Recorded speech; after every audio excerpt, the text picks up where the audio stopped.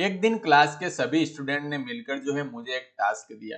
बोले कि सर आज आपको सिर्फ ऑप्शन बाइंग करनी है, यानी कि आज आप ऑप्शंस को सेल नहीं कर सकते, हम आपको ये टास्क दे रहे हैं। मैंने कहा ठीक है, आज के लिए मैं सिर्फ ऑप्शन बायर हूँ। तो वो बोले कि सर अगर हम आपको ऑप्शन चेन दिखाएं तो आप उस ऑप्शन चेन में सबसे पहली चीज क्या देखोगे। मैंने कहा कि अगर हम ऑप्शन चेन्स को देखते हैं तो उसके दो व्यू होते हैं।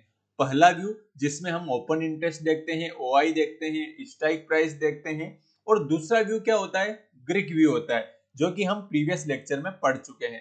तो अब मैं क्या देखूंगा कि वहां पर वोलेटिलिटी कितनी है। बोले कि सर आप वोलेटिलिटी देखेंगे, आप थीटा नहीं देखेंगे, डेल्टा नहीं देखेंगे, गामा नहीं देखेंगे, जो कि हम प्रीवियस लेक्चर में पढ़ चुके हैं। मैंने कहा नहीं नहीं, मैं सबसे पहले वोलेटिलिटी को देखूंगा। वोलेटिलिटी को क्यों देखूंगा, जैसे कि ऑप्शन बायर के कौन कौन से ग्रीक फैक्टर ऑप्शन बायर को फायदा देते हैं, हमने पहले पढ़ चुके हैं। क्या पढ़ चुके हैं, एक तो ऑप्शन बायर के लिए क्या होता है, ऑप्शन बायर के लिए होता है थीटा।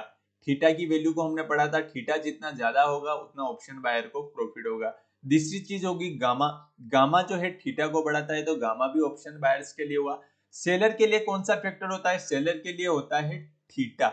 यानी कि थीटा जो होता है, थीटा ऑप्शन सेलर का होता है। अगर थीटा जितना ज्यादा होगा ऑप्शन सेलर को उतना ही ज्यादा प्रॉफिट होगा, क्योंकि थीटा टाइम डीके का कॉन्सेप्ट से, ठीक है। अब यहाँ पर सबसे पहली चीज है, अगर वोलेटिलिटी नहीं होगी, मान लो वोलेटिलिटी फिक्स है, तो इसमें कोई परिवर्तन नहीं आएगा डेल्टा में, ठीक है। डेल्टा परिवर्तन नहीं आएगा तो गामा भी ब्लास्ट नहीं होगा।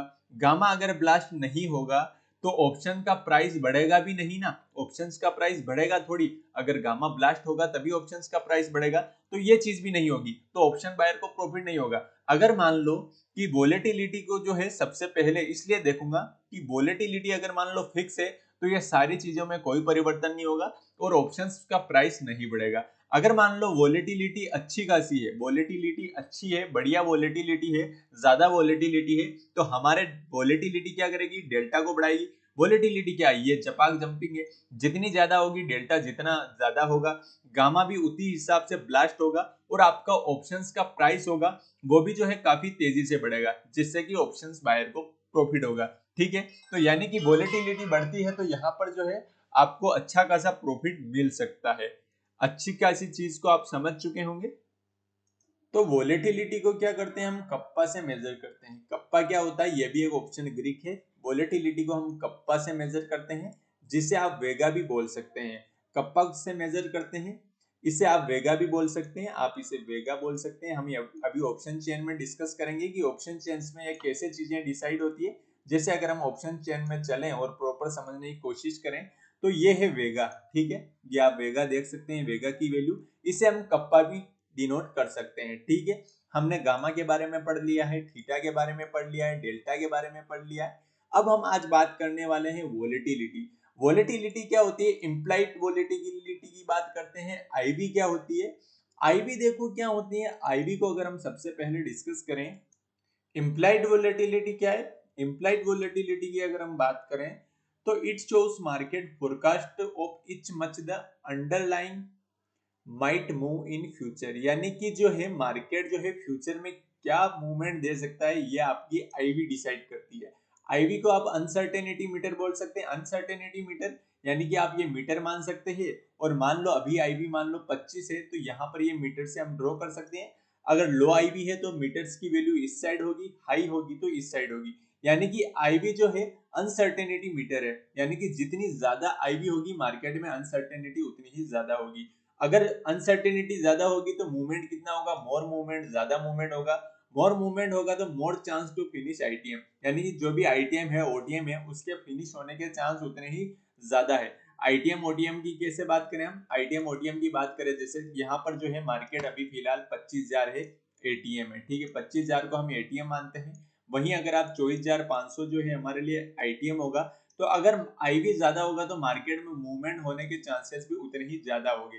तो मार्केट क्या करेगा कि आईटीएम और ओटीएम दोनों को फिनिश करने की कोशिश करेगा। यानी कि ये आईटीएम है, अगर मान लो मार्केट अभी फिलहाल 25,000 चल रहा है, इस साइड चला गया तो ये जो आईटीएम से खत्म हो जाएगा तो फिनिश हो जाएगा।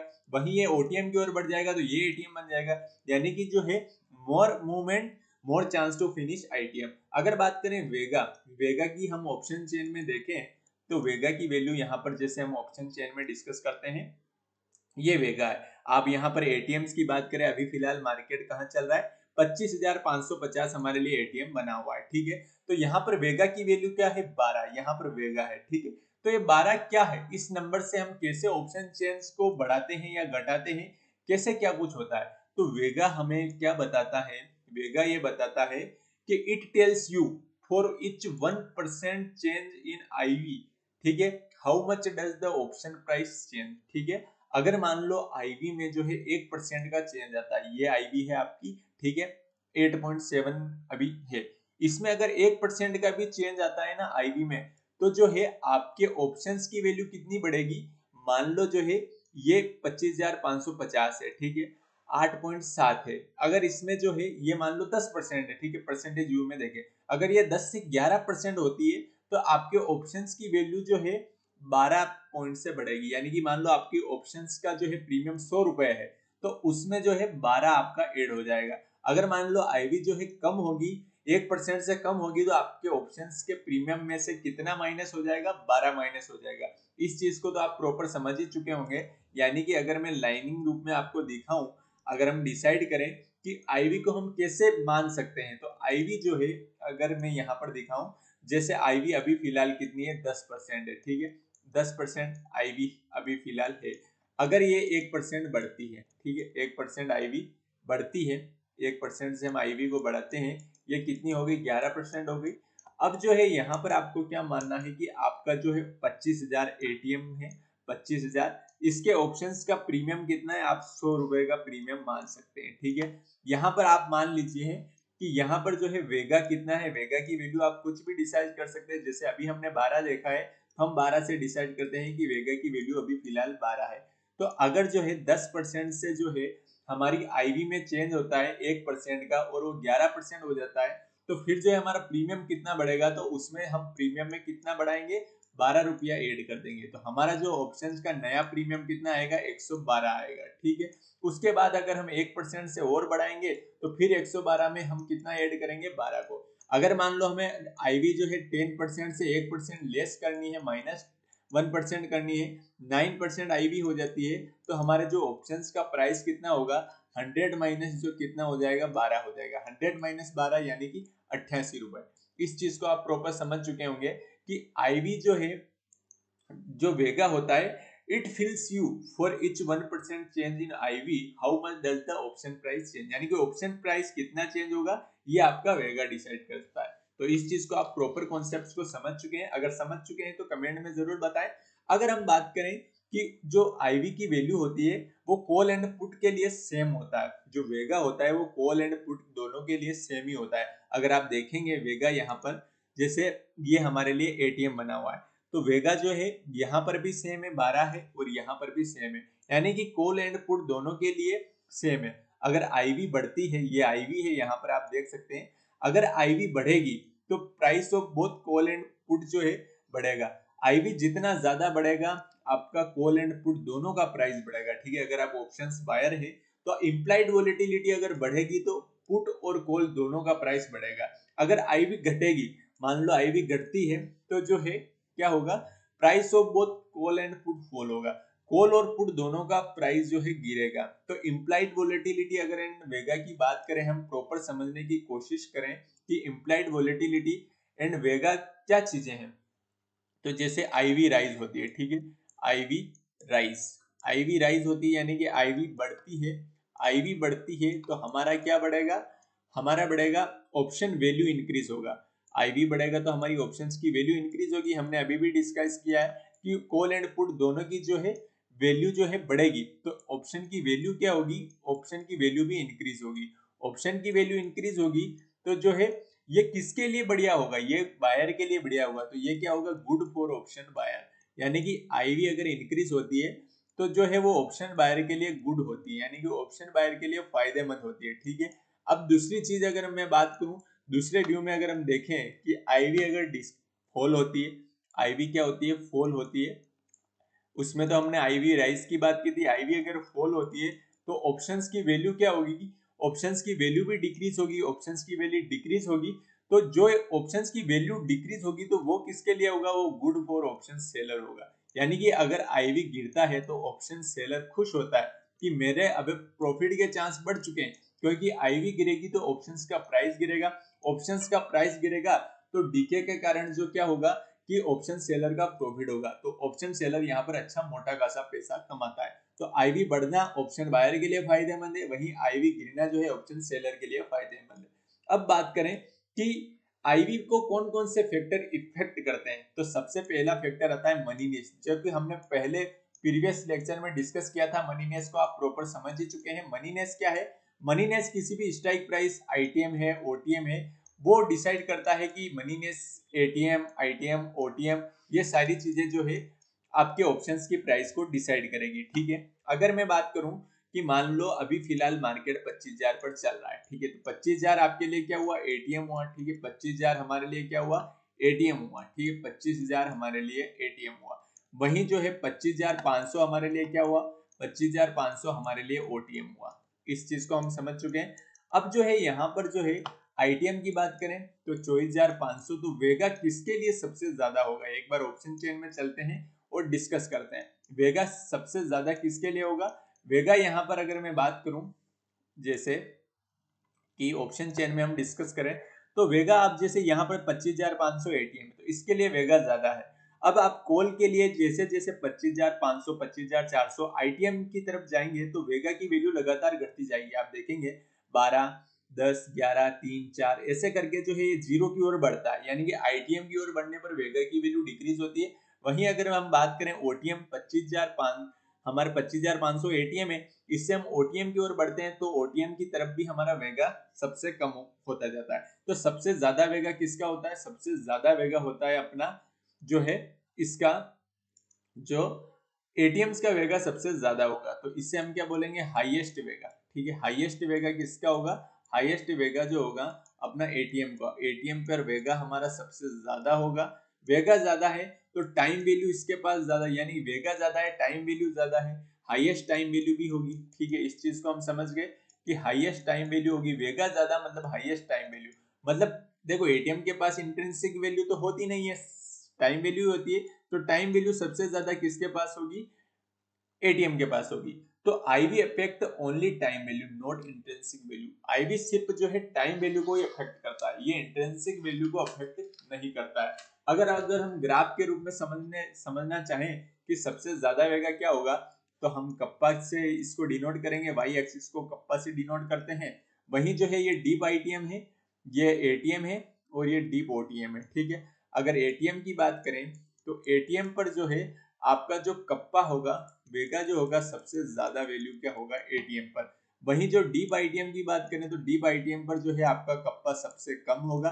वहीं डीप ओटीएम की बात करें तो डीप ओटीएम पर आपका कप्पा जो है वो भी कम होगा। यानी कि सबसे ज्यादा कप्पा कहाँ पर होगा, वो सबसे ज्यादा कप्पा जो है आपका एटीएम पर होगा। समझ चुके हैं आप ग्राफ के माध्यम से कि जो एटीएम का जो वेगा होता है सबसे ज्यादा होता है। ठीक है, अब हम आईवी लेवल्स का इफेक्ट को समझें कि लो आईवी है, जैसे आईटीएम पर लो आईवी है। ठीक है, आईटीएम पर लो वेगा है, आईटीएम का वेगा जो है लो है, हमने आईवी का इफेक्ट समझा है, तो आईटीएम का वेगा हमने देख लिया है, आईटीएम का जो वेगा है वो लो है। ठीक है, आईटीएम का वेगा लो है, वेगा लो है तो वो क्या करेगा, प्रीमियम को श्रिंक करेगा। प्रीमियम क्या होगा, प्रीमियम धीरे धीरे जो है डिक्रीज होना स्टार्ट करेगा, क्योंकि वो वेगा उसका कम है।